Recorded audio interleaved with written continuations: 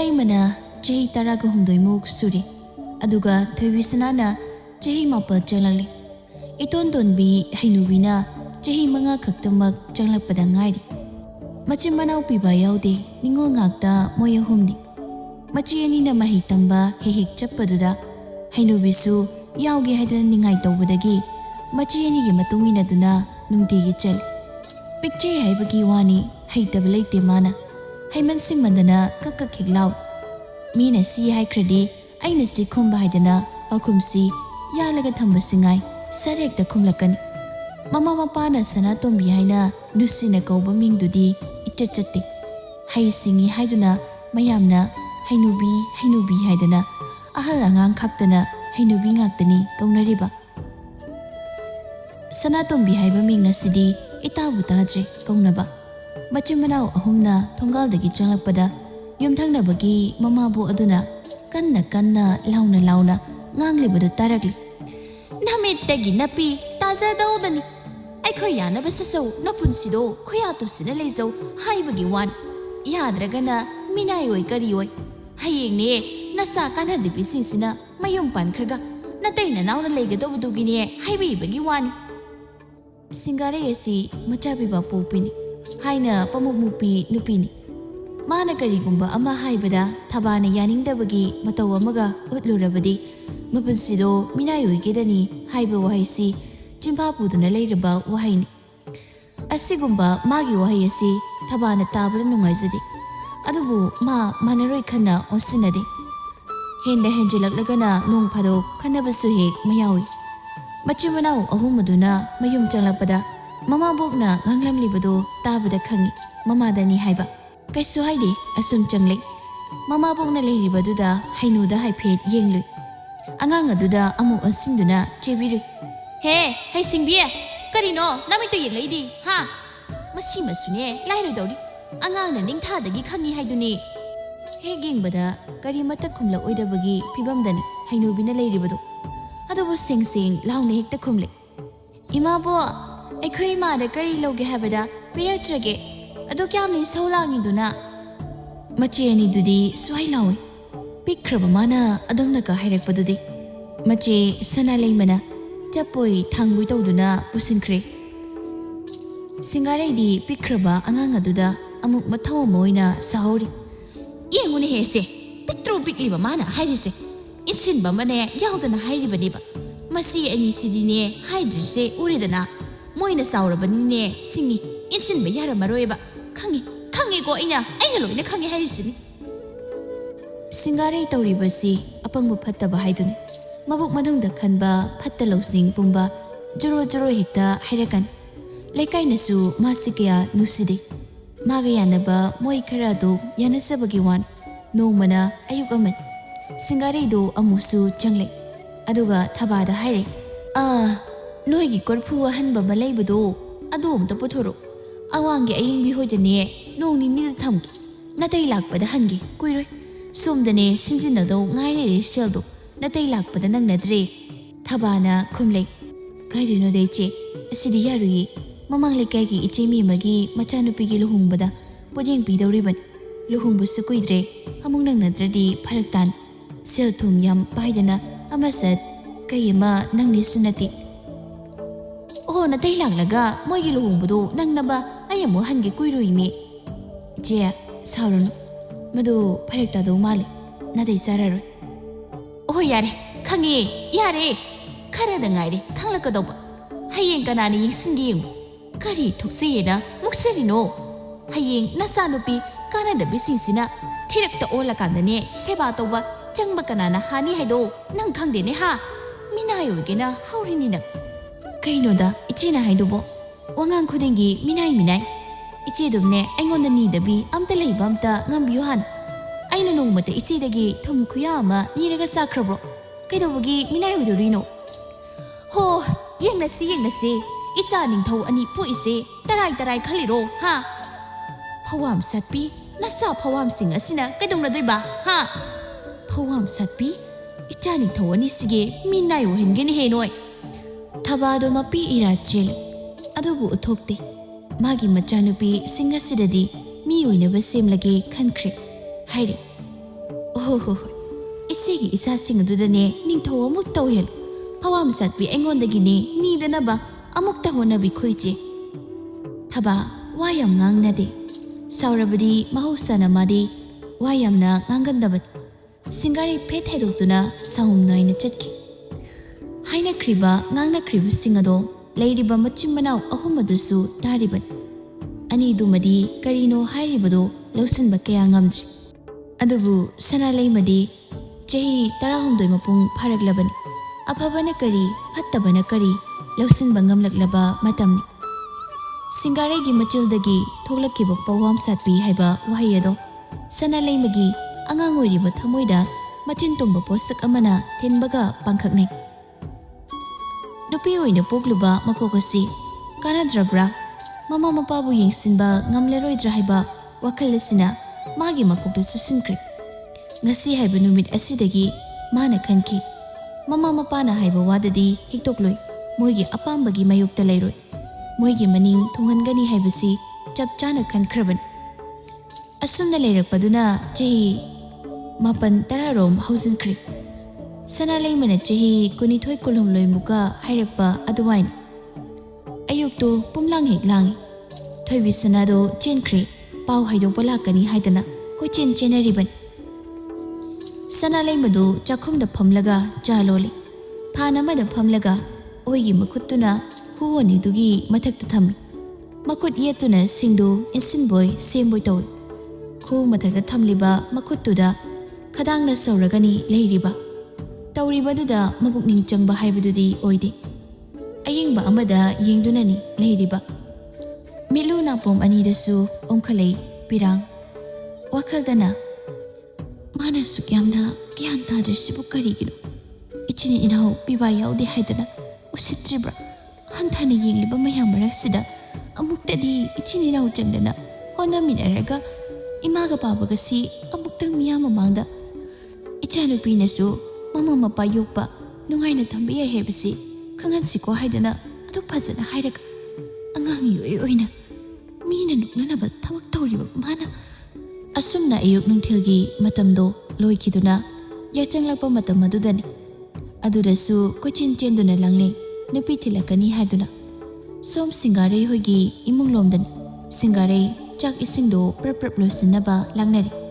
mana phajadrabasu macha singadudi miro lol macha nupa ahal Sanahalna changlaktuna haire ima lekai gi misu phaniam lakna hore aisu tobu yaba khara toram na aikoi gi thabukti lore ima su kharanga na chang khotana tawraga sina sini adoda haina khara ta thoktasin tawrugi haidi hai Swaidane oza guru sarakanuko haina khangna taw saklu sile isi chanaban oyare taxi ai lo silawraki chalo tuima Singarei do hagotkre magi karomda mapi hongkigi haina changlei wakhal dudasu kalakpena khal masa nupi ama mayum panba hawridana hadaidi mathang maraina panjakhren matai manaw khak lehoragane moina hayungwai sola narakanda Wahana leibado imise pena yengdoribani. Aibudi imongna amun bada pisaragane. Kumhai se nunghai gidori nihi. Singaregi maphamdadi Thoibi sanana matang matam chadana chenkibasi kalakpen bahaibado oikre. Asumna mapa ibungo salai kumbanasu chelurabi machanupibu kuina thamloi haiduna athobuda lohungnaba matam lepkre. Machagi marai bakta tamlamlabani khan nungai taba pen daba khuding phatharaga asawba nungai taba pumba losinduna harau adumak sinlang na bohone Thoibi sanana khangnariba nupa asi mangodagi chahi kharayam hanba thaujalni mana manung matam charaboi bana masana yaningda matam khara leijaninglibi Thoibi sana thaujalgi matungina duna chatpata khiban Imung adusu mau darkar leiba oibana mapa ibungo salai kombana athobuda longni hairakpaduda thoine hena harawi mama oigadoribi Thoibi sanabu laigi machagum luna nusina khanjabi mane makuna thaujal mana Thoibi sanabu nusibadagi hendoktuna Thoibi sana lohongkhraba matung Sanalai ma isai tamadumak chali piklingaidagi hauna isai yamna pamna haujarakpat Manau nupi iton tonbi hainu phi saba hairi phi saduna maranai dansinjaba hauri lekai da kaida sendoi ga sandoktuna angang matik natana seltanba yamna kalli lekai duda hainu haikrabadi lori numidang wairam amani Sanalai maga hainu gadu thongala dondagi changminari yumlon nabagi singarena uhoraduna machinga pairap hayawi nupi masa moina numin na mayum sanglamdai sida hansilaklibanine yeng amasuni khali mayum panthokredana ahal simane isaini haidana nungalakpadagi thokibadunane numit taba phaw haloi adaidi kangkhunda mapan sabi haikru maru asimasu haipa samandanane mayumga mathak makha ondoriban nungai dori kumhaise yenge ko ai yenge haisini pet toduna imunglomda sangkhri numidangni Sanalai muna jak thongli hainuna esang semli pungada mapaga mamagana mai tekli mapa ibungona hairakli machanupi nibu tanaba yengoi asobi nasana pamjaba sinphamni haidana ipana ichabu pamjarabadi haidana naning thungnaba honaribasi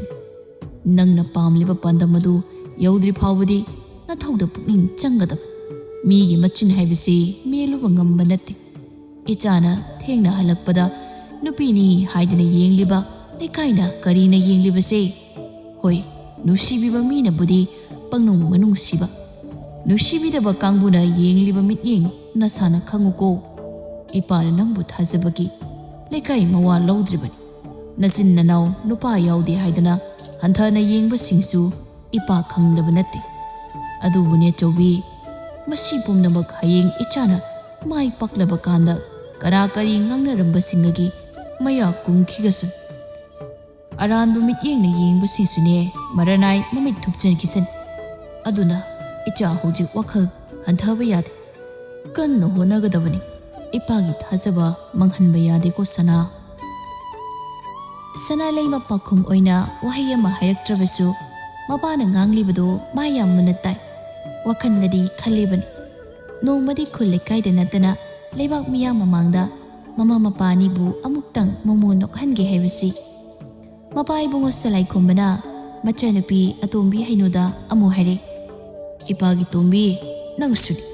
nangna angang oina sen tanba naranai tungsinjaribado ipana thagatline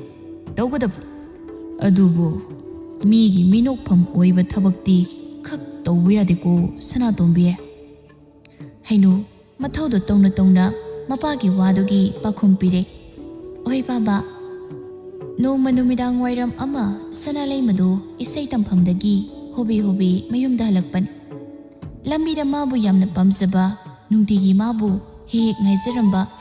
wanglemba ngasi sungairam Sanalai ma lakpo bada hari Sanalai ma namda ngaikoba tawanglemba ngaidrabsu yari aina numit khudingi asumna aina halakpada sumaina ngaibiramganu haibisi aduma haijaban hayauze adugumba wakhal khanbagi matam leite hoi matangna matamna purakpadi yai anuba huzimakidi haidugumбаги wakhal leitri phare Sanalai ma aisu miyoiba mani ikai bakhang nangbu do nusijubagi ikai khangnabagi saklon lokiban matangna matamna purakpa nangi wakhalna laklaba kanda wanglemba kawba ayama leiki haibasi matang nangna mani singbiru ngasidagi nangi mangda lipkidabasu aigi sak ukhidabasu adubu kidawnung aina nangbuna thairamduna kanagumbi amagi wakhal khanbadi hantakki mapok sirari oiraroi phare nangi matam ngihak laukhramal theng chalo Sanalai ma ngasidi ahanbo oina wanglembada amuktangni yenglam aduga kaisu hairamda magi chafam thokpa chatkhre laptakna leplamba mataw manja janglaktuna matawgi lingjumda pairi kaisu khanganu haibagi mongni wanglemba mataw manjada hairap ying nokti nokningda haipetta mangnoi aduga chatkhriba Sanalai mada amusi yenghawi numidang wairam kaithelda chaluba singarina Sanalai mana nupaduga leptuna wari sabadu ui mathanta sumna haizai chana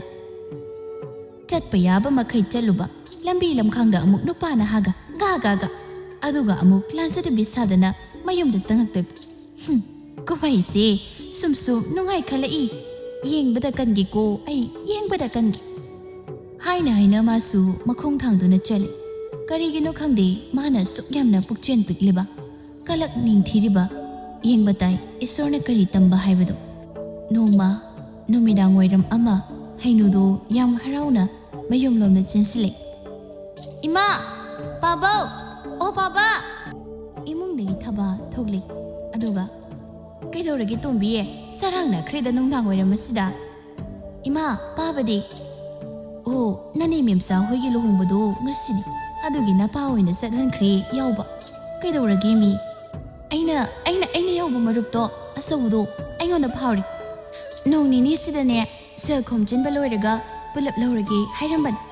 อันดักดีไอ้เคยยุ่งคาราพัสบมาสาวรสิกุยมาส้มได้ให้นูนะงางลิบดูมังกรดาพัมลิบะสิงการีนัตไตมาดีมาคุยมาเรียลดูโปรเฮกใจปิกระบมานะยุ่มสาบกิวากะให้ริสกิงุนฮีไอ้อิสานุปะไก่ตาเด็นะขบะคู่ดันสารสุลุยเดบสิงห์สินะน้องวัตให้บะตาคิดระบวานี่เนี่ยไอ้น่ะเขาเล็บสิงห์สิกะมินมังดูอุรักลิบสิงห์สิกะเนี่ยซุ่มแต่ยนน่ะรักปะตงนะอัสเท่าบสิดเนี่ยไอ้น่ะเนี่ยปราศิโปรจากลิบสิไอ้อสุมนะเลยริงไงไอ้มงเด็กมาสานุปาตุมบะสาพบะทุลักตุนะให้อิมาลุบมังอาเดปิโรเฮ้ยกะรีกิเซลโนฮะยุ่มโลนได้ใบปิกคราบให้หนูสินะมายุ่มมาเกยสาบกิวากะให้ดิสิอดูกันนังนะหูจิปูลุปามังอาปิยูไกนะนี่ริบดูบุน้ำให้ดูบุอีกไกโตรอัสมีกิมามาป้าพบะอินอมจ่าคุราเวกิมามังดาอิมาดีไกโตรอิมานะปูปนะเจ้าบุแกมพดุโนวัดที่งางเลนสัตบิโรไกโนก็ยาดนุยิงุนิเซน่าสักโตสุกยิงนิงดิเซปูดปูครเซให้ดูนะพิซิดกีลุปามังอาแล้วทกตัวนะมาฆ่าดูดาท่าได้รำลักะเอมงเดสังครีสภาพสูทศาดาเสียดูคุงกัตุนะทงกาลมเดทกครีมาตามคราฮาวครียุ่มสาบะฮุกลักปะมาตั้งอดุดงัสิริมายุ่มปานคิบะทวิสนาสูมาปามเดลัยใจสิงจาดูนะวาริโตมานิมกะมาปุริบะทศากะปุณณลักปันจากอิสิงตกตุนะทศาลดีมังกรดามาคุยบุงกะวาริโตตุนะเลยนุปีกังบุนะยุ่มสาบกีทงกัลลิบะยุ่มพมัทักอดุดาพักถาดูนะนุสัยเรกะวาริโตทวิสนากิมานิมนะให้ขังดีดาไอ้กีอิมอบสินะเนี่ยอ่างงอยเจริญสุตุงสินบะทำสินบะกันคราบสันปุระเล็กให้ดูดานี่ให้นาริบันิโกทำบาลนั่งกินน้ำอบสิดีให้ดูนะโนมันนะก็ไม่ตกิดานี่มาวกะอิบุงกะสักคมดาขณะขณะอินี่เฮทบานะให้ดิให้มากะรีกีขณะริบะมวยเดให้เด็กกีตาคนนี้ยังไงนังบ่ทบาวาดมาคาตารูให้บุกุมตากะดะบกิง่ายทบานะวาริมาคาสะทะเรไอ้น่ะสักคมดาปรับสังละกะอิสาสาน้อยบุกิตอระกีนะหังอันดาอิสานุปานะกะรีให้เด็กกีดะเนี่ยถอยบีนะงาดูอามากะเฮนะปิโรอุยาดีเยไอ้นกสูนเอโกไอ้น่ะมุกนี่อิมาวดาปอกปิซาครูยาดรานังบ่ให้รูบุนุมิดังกังสุยทุนิง่ายยามเจอดุยขาอินี่มาตั้งอดุดามาทบานะให้ดิมาตั้งมาตำซาดันเนี่ยลีนี่นะโตระดีคุสาวดุนะเนี่ยมาไรนะพวกเราทาจระกันเฮราไกดาวทารุนี่แกไอ้เลยดิไงดาอิมาวดาบ่มานะคาระกบสันจะบสินะให้ยิงตุงดานุ่งให้ดูริบันไอ้ดิเนี่ยท่ากะลิบันไอ้อิมาวเซอ่างงอยเจริญสุยุ่มปานดอริมานิมนะสันบกีมาตาวดุนะทบาดุมุมุโนเซอิงเอานะมาจานะมายุ่งกันตาปานคริสุอ่างมาปาจงดุนะคงกุลตาบะอิมุงนะมาดาทุงเจรุระบันินะมาไรบักไพคัลอสมนักันดาลุมบอยฮุรันบอยตาริบีสิงการีดีโปรกไซมีเกียพบะนุ่งไงกิวารีสิงห์ดูตาระกะอสมนะมาตำครามาสูฮาวซินครีสนาเลมาสูฮาวซิกตี lohong kaidongba isay fazana chale. Mana lambi chathok chasinda wanglembagi hihik thengnabado phana kuiragli maga thengnakhidaba. Nong phadoksu khalaktaba nate mabu kadaida laikhrabano. Adubu mathaudi tawdaba yadabana adumak tawri chale. Numidang ama sanalay madu thangnaba lekaida luhongba magi isay sakluraga halaglaga mapi sasat honglaga ingi haiduna mainakta phamli. Mama thabana chak thongli hainuna machena selu charubagi phi phanek singado phakaduda phamlaga irenjana niti naina thupchinduna lonsili. Thabana chak adu thangthaduna yesilaga iromba phutpagi thangkatkhraga macha singada osinduna hairagli. Imagi asobiye atombi ima wa haiki nakhoi na thau chattaba yade tawdaba yade adubu salasu kholasu matam chana chana halakadaba noisu chawrabani nane nasana nasagi honazaredana imaga babagasu anga mayeng tarakadawadan haujipudi nang babasune suri nomli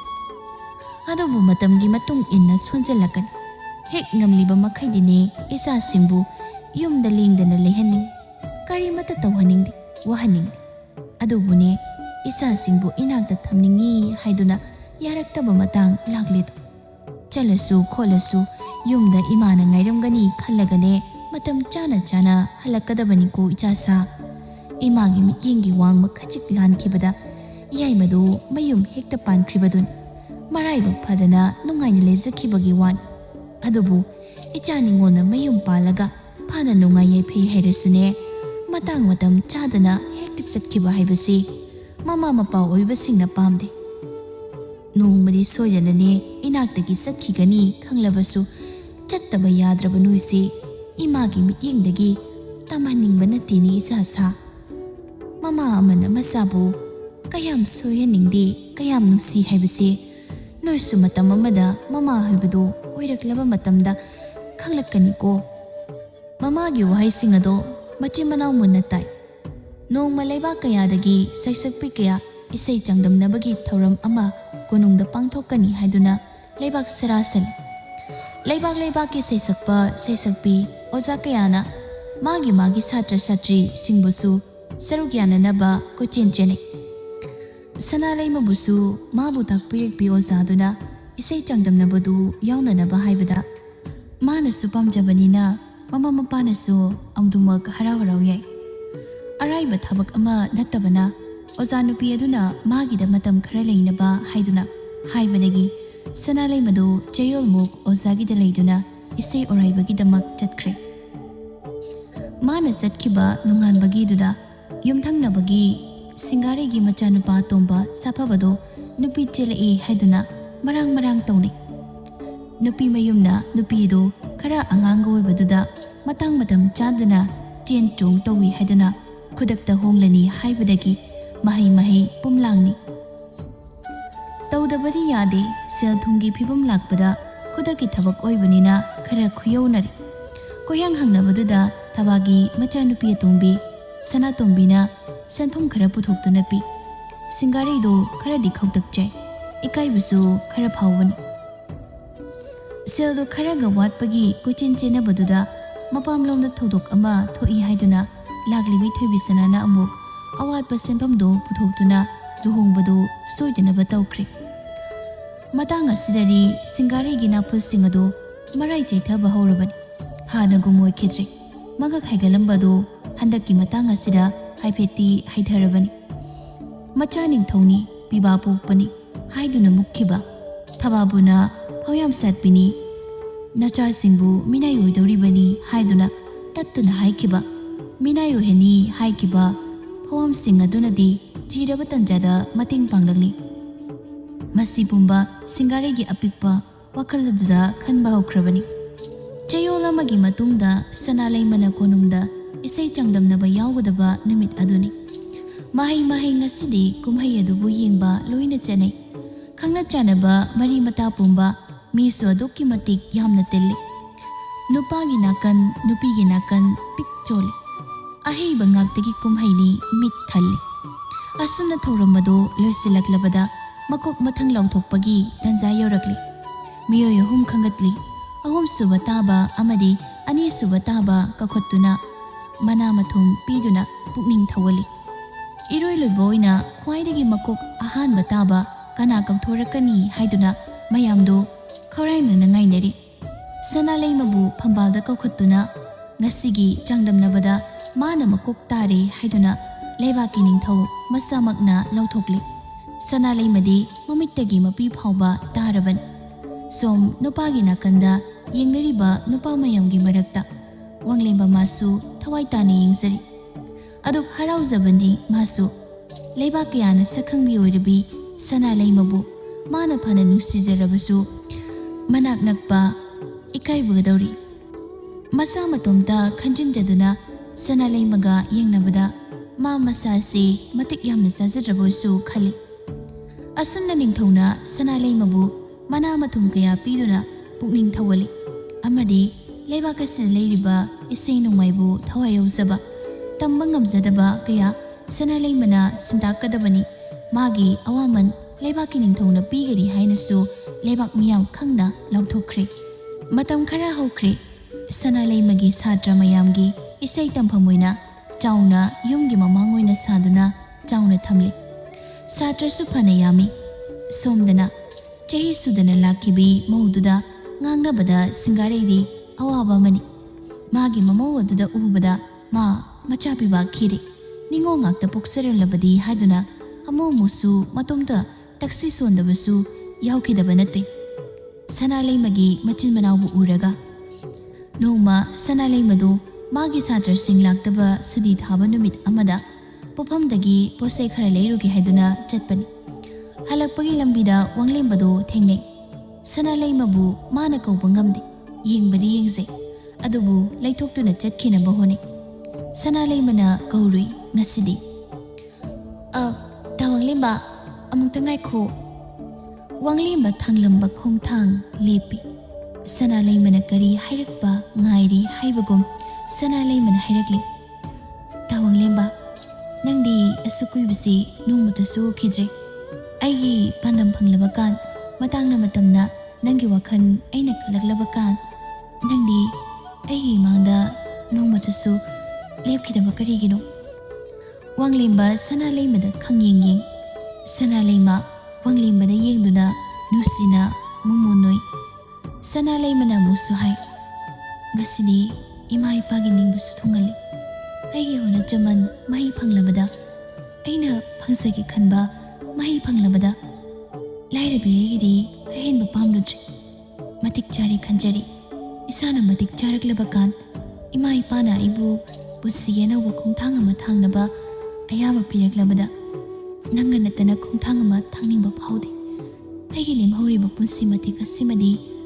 ꯅꯪꯒꯤ ꯅꯔꯨꯝ ꯊꯨꯞꯂꯒꯦ ꯅꯤꯡꯂꯤ ꯇꯥ ꯋꯥꯡꯂꯦꯝꯕ꯫ ꯋꯥꯡꯂꯦꯝꯕꯗꯤ ꯃꯄꯤ ꯍꯤꯔꯥꯕꯨ ꯆꯦꯜꯂꯛꯂꯤ꯫ ꯁꯅꯥꯂꯩꯃꯅ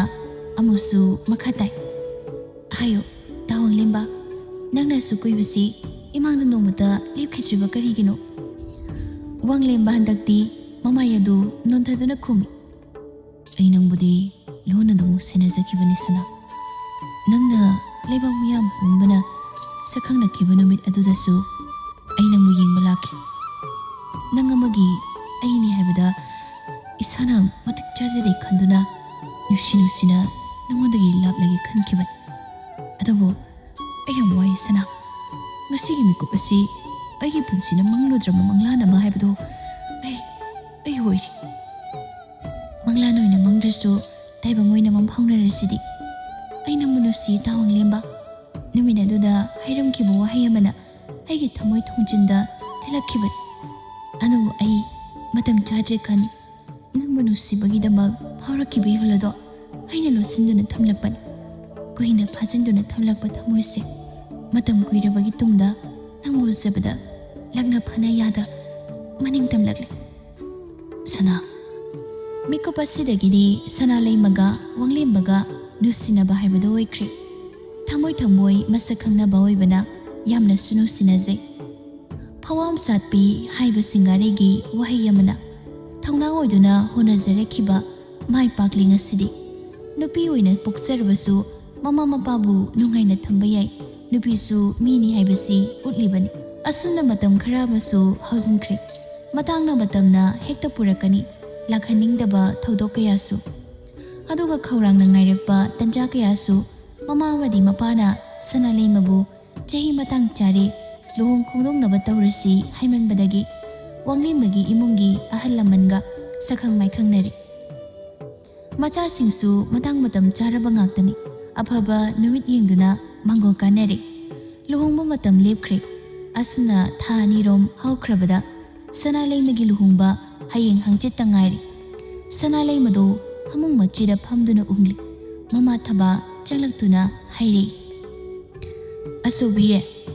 nangmu kidawragi masi umdana talairisibo isagi langliba awongon singasibu ichagi ningba ithungdrabo haina masu phamtharakli sanalei mana hai